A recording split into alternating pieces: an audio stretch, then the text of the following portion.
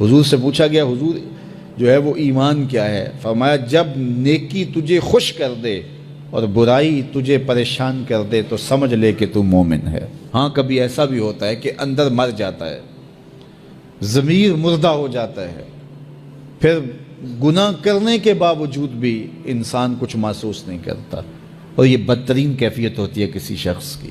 پھر نہیں پتہ چلتا کہ وہ اچھائی کر رہا ہے اور برائی کر رہا ہے۔ وہ مکر و فریب اور دجل و تلبیسات کے رنگ جمانے کے بعد بھی اپنے ساتھیوں سے داد وصول کر رہا ہوتا ہے کہ میں نے حد نہیں کر دی، میں نے کمال نہیں کر دیا۔ وہ جھوٹ کو بھی آرٹ سمجھ لیتا ہے، فن سمجھ لیتا ہے، وہ مکر و فریب کو بھی اپنی فنکاری تصور کرنے لگ جاتا ہے۔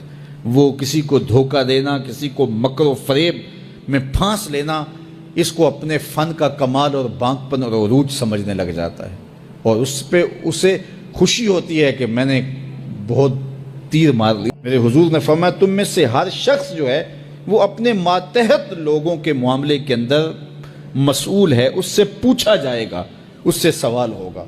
آپ اگر ایک باپ ہیں تو 8 4 5 بچے آپ کے زیر کفالت ہیں، تو ان کے معاملات کے آپ ذمہ دار ہیں۔ اگر آپ ٹیچر ہیں تو شاگردوں کے معاملات کے ذمہ دار ہیں۔ اگر آپ ایک فیکٹری بنائی ہے اور 200-300 لوگ وہاں کام کر رہا ہے، تو جتنی آپ کی ذمہ داریاں جو ہے وہ بنتی ہیں تو ان کو وہاں آپ نبھائیں گے۔ اور اگر آپ ہادی قوم ہیں، رہنمائی قوم ہیں، تو پھر اس حساب سے آپ کی ذمہ داریاں بنتی ہیں۔ اب بتائیے یہ معاشرہ جس معاشرے میں ہم جی رہے ہیں، یہ عدم برداشت کا کلچر ہے۔ یہاں آپ ایک دکاندار سے بھی سودا لینے جائیں اور 1 سے 2 مرتبہ اس کو 1-2 بات پوچھیں تو وہ تلخ ہو جاتا ہے، حالانکہ اس کی تو دکانداری ہے تو اس کو تو سننا چاہیے، لیکن معاشرے کے اندر تلخی اتنی آ گئی ہوئی ہے، عدم برداشت ایسے پیدا ہو گئی ہے کہ اب مجھے بتائیے کہ وہ شخص جس کا فائدہ ہے تو وہ بھی آگے سے تلخ ہو رہا ہے، تو پھر اس معاشرے کی گراوٹ کا آپ اندازہ کر سکتے ہیں۔ ممبر و محراب سے ہم دیکھتے ہیں کہ ایسے ایسے تلخ جملوں کے تبادلے ہوتے ہیں کہ بعض لوگ یہ سمجھتے ہیں کہ یہ ممبر پہ بیٹھنے والا جو شخص بول رہا ہے، یہ جو یہاں سے کہہ رہا ہے یہ دینی ہے۔ ہمارے ہاں اتھارٹی اللہ کے رسول ہیں صلی اللہ علیہ وآلہ وسلم۔ اگر میں اپنے جو ہے وہ نفس کے شکنجے میں کسا ہوا ہوں اور اپنی انا کے جو ہے وہ پنجرے کے اندر ہوں اور میں اس کو دین قرار دیتا ہوں، تو یہ میں اپنے پہ بھی زیادتی کرتا ہوں، لوگوں پہ بھی زیادتی کرتا ہوں۔ میرے کارواں ہے میرے حجاز اپنا، اس نام سے باقی ہے آرام جاں ہمارا۔ تو ہمارے لیے وہ سند ہے۔ تو اگر میں بھی یہاں اپنی گفتگو کو اس انداز سے مرتب کروں کہ اس سے معاشرے کے اندر بد اخلاقی کی نمو ہو، تو پھر مجھے بتائیے گا کہ آپ خیر کہاں سے تلاش کریں گے؟ چوں کفر از خانہ کعبہ برخیزت کجا ماند مسلمانی۔ ایک فارسی شاعر نے کہا کہ جب کعبے سے کفر کھڑا ہو جائے تو پھر مسلمانی آپ کہاں سے تلاش کریں گے؟ ممبر و محراب جس کی ذمہ داری ہی حسن اخلاق سکھانا تھا، تو اس کی ذمہ داری جو تھی اس کے برعکس وہ کام کر رہا ہے۔ جس کا کام تزکیہ قلوب تھا، تصفیہ باطن تھا، اب وہ سالکین کا تصفیہ کرنے کی بجائے ان کی جیبیں صاف کرنے کے چکر میں ہے کہ تمہارا دل تو صاف نہیں کر سکتا، تمہاری جیب صاف کر دوں گا۔ تو پھر مجھے بتائیے کہ جو مسند مشیخیت کے اوپر بیٹھا ہے وہ کس گراوٹ کا شکار ہے؟ اس لیے مجھے اور آپ کو اپنے ماحول کے اندر جہاں ہم بیٹھے ہیں، ہمارے ماحول سے وابستہ صرف 3 آدمی ہی کیوں نہ ہو، تو ہم وہاں تو خیر اور وہاں تو بہتری پھیلانے کے لیے کوشاں ہو، اور جب ہم ایسا کریں گے تو میرا مالک ہماری مدد کرے گا۔ تو یہ وہ نمایاں چیزیں ہیں ہمارے دین کی، حسن اخلاق اور حیا۔ تو ہمیں اچھائی کی طرف اپنے آپ کو راغب کرنے کے لیے اپنا محاسبہ ضرور کرنا چاہیے۔ ہر شخص کو اپنے خاندان، اپنے بچوں کی تربیت کا اہتمام کرنا چاہیے۔ اگر سارے افراد خانہ بیٹھ کر کے پلاٹوں کی، کوٹھیوں کی، گاڑیوں کی باتیں کریں گے روز، تو حفظ دنیا پیدا ہوگی، ہرس پیدا ہوگی۔ اور اگر روز بیٹھ کر کے آپ اطراف کی اور لوگوں کی برائیوں کا ذکر کریں گے تو نفرتوں کے بیج روحوں کے اندر لگ جائیں گے، جو کبھی تناور درخت بن کر کے زندگی کی ساری توانائیوں کو چھین لیں گے۔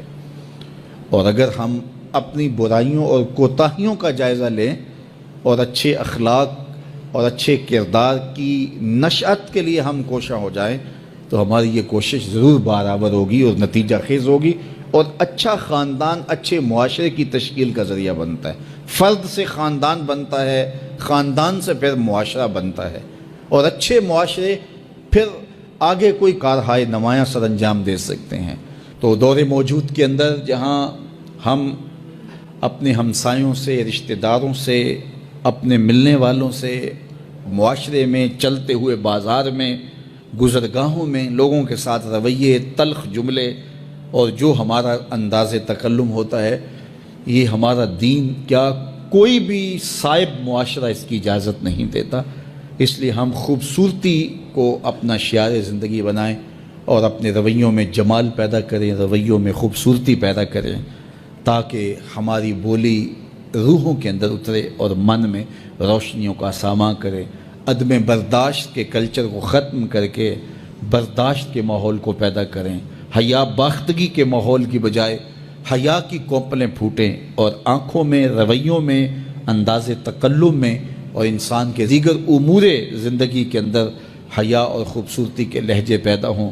ہماری زبان جو ہے وہ ایسی خوبصورت باتوں سے مزین ہو کہ قیامت کے دن جب نامہ اعمال رکھا جائے تو حسن خلق کا وزن ہمارے گناہوں کو کم کر دے اور ہماری نیکیاں حسن خلق کی وجہ سے بلند اور بالا۔ دین اخلاقی قدروں کی سربلندی کا نام ہے، اور مادی ترقی اور مادی عروج یہ بالکل ثانوی حیثیت رکھتے ہیں۔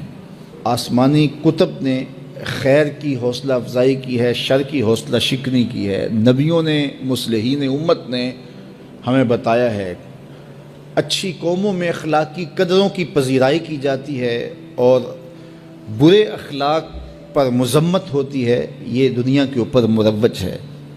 لیکن اگر یہ سب کچھ نہ بھی ہو تو پھر بھی انسانی فطرت کے اندر یہ چیز رکھی گئی ہے کہ خیر کیا ہے، شر کیا ہے۔ یہ مجھے اور آپ کو پتہ ہے اچھائی کیا ہے، ہمیں پتہ ہے کہ برائی کیا ہے۔ تو ہر شخص کے اندر مفتی بیٹھا ہوا ہے، وہ میز کے اوپر سے رشوت لینے لگے یا میز کے نیچے سے پیسے پکڑنے لگے، اندر گھنٹیاں بجنا شروع ہو جاتی ہیں، تم غلط کر رہے ہو۔ دیوار رکھتے ہوئے ہمسائے کی 2 انچ دبانے لگے تو ضمیر آوازیں دیتا ہے کہ تم غلط کر رہے ہو۔ یہ اندر مفتی ہے جو فتوے دیتا ہے۔ کسی کمزور کے منہ پہ تھپڑ مارو، کسی کو اذیت پہنچاؤ، کسی کا حق غصب کرو، کسی کے حقوق پامال کرو تو اندر گھنٹیاں بجتی ہیں کہ صاحب غلط چل رہے ہو۔ تو یہ اندر ضمیر انسان کو بتاتا ہے، یہ دل مفتی بیٹھا ہوا یہ بتائے گا اچھائی کیا ہے۔